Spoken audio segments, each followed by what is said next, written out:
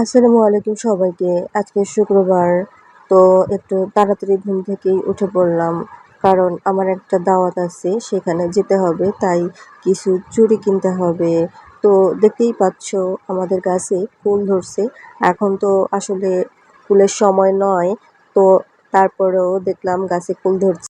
তাই একটু ভিডিও করে নিলাম। এদিকে দেখি আমাদের জবা ফুল গাছটায়ও ফুল ধরছে। ভাবছি ফুলটা বেটে মাথায় দেব।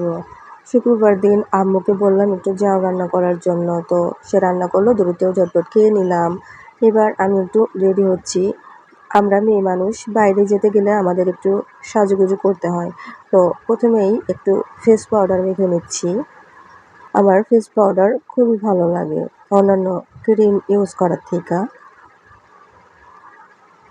তো আমি ঝটফট ফেস পাউডারটা মেখে নিয়েছি।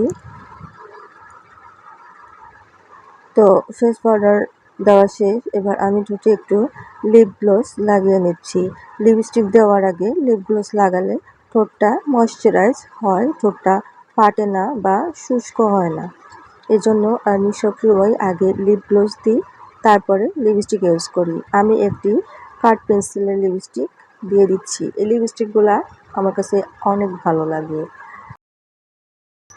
তো আমার সাজুগুজু শেষ। এবার চলে আসলাম আপুর শপে। এসে দেখি আপু কম্পিউটার চালাচ্ছে। তো এই যে দেখুন চুড়ি, আমি মূলত চুড়ি কেনার জন্য আসছি এখানে। কারণ আমার ড্রেসের রং কালো। তো আমার 2 ডজন কালো চুড়ি দরকার। তো আপুর দোকানে অনেক সুন্দর সুন্দর রেশমি চুড়ি আছে। এবার আমি একটু ট্রাই করতেছি যে আমার হাতে এই চুড়িগুলা হবে কিনা।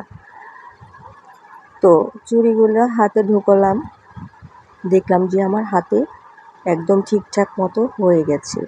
তো চুড়ি 2 ডজন আমি কিনে নিলাম। তো দেখতেই পাচ্ছ